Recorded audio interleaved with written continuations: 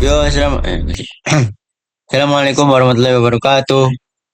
Salam. Kita dari tim tim 2 yaitu ya akan mempresentasikan tugas fisika yaitu mesin hidrolik sederhana. Mari kita mulai.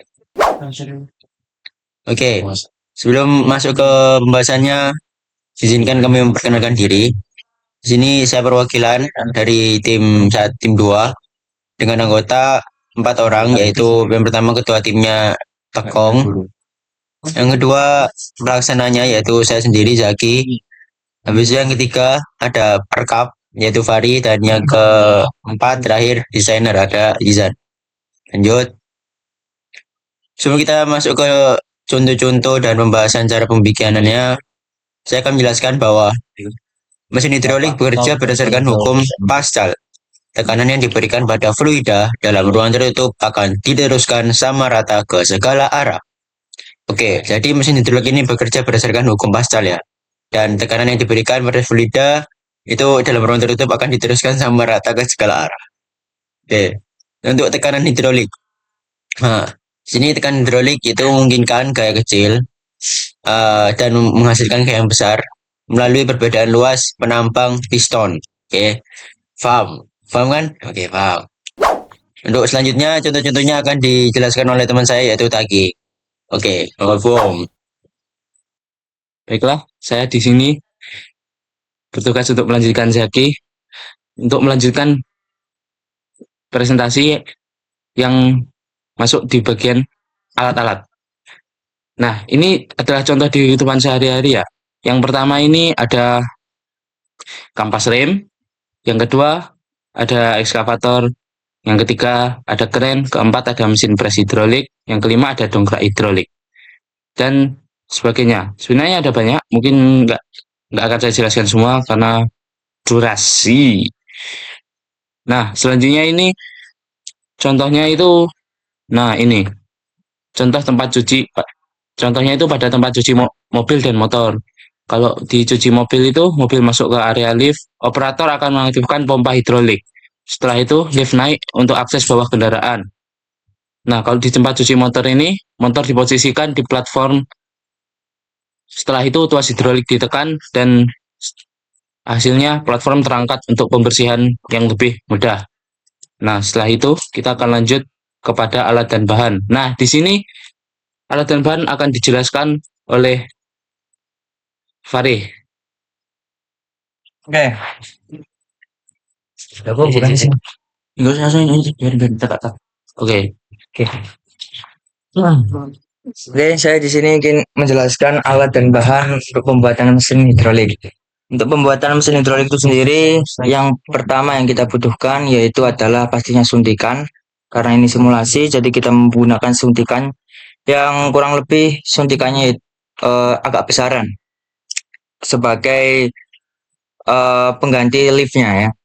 Kemudian di sini kami menggunakan lem lem tembak lebih tepatnya agar perekatannya lebih efisien. Dan tidak lupa pasti bahan utamanya untuk pondasinya yaitu kardus. Kemudian untuk pengukurannya menggunakan penggaris dan pemotongannya menggunakan gunting atau cutter.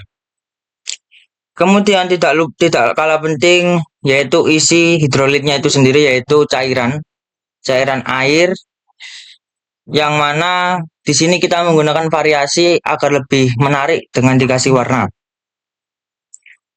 Oke, setelah kita menyiapkan bahan-bahan tersebut, kita akan melakukan pembuatan alat tersebut, yaitu dengan cara kita siapkan alat uji tekanan yang tadi kita sudah siapkan. Kemudian langkah pertama yaitu kita potong kardus, kemudian dirakit rangka-rangkanya. Kita membuat sebuah bangunan dan lain sebagainya. Intinya yang menyerupai sebuah lift lah, agar kita bisa menguji coba dan bisa melihat desainnya lebih bagus gitu ya. Kemudian gabungkan semua potongan-potongan tersebut sehingga menjadi sebuah bangunan.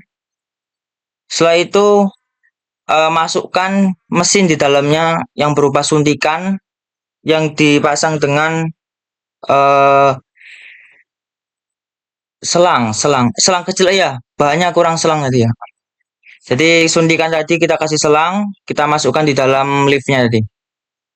Kemudian setelah kita pasang, kita kasih air agar suntikan tadi bisa berjalan dengan mekanisme hidrolik.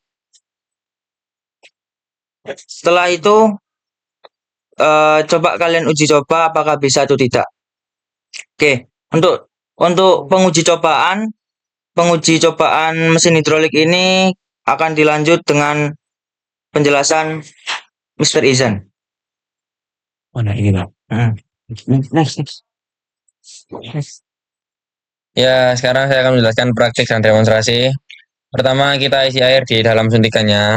Lalu kedua, kita tekan suntikannya secara perlahan ya, agar naiknya stabil. Lalu yang ketiga, kita amati pergerakan suntikan yang ada di dalam kerangka. 4, mantap. Lanjut. Jadi kesimpulannya apa saja?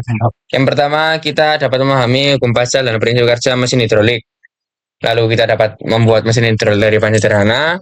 Kita mampu mengenal aplikasi hidrolik dalam kehidupan sehari-hari dan mampu membuktikan tekanan itu dapat diteruskan ke segala arah. Ada pertanyaan? Nggak usah ya. Oke, terima kasih atas perhatiannya. Terima kasih saudara sudah melihat. Terima kasih yang sudah melihat videonya. Sekian dari saya dan kami. Sekian dari kami. Saya perwakilan dari kelompok Kusai Mania izin mengundurkan diri. Wassalamualaikum warahmatullahi wabarakatuh.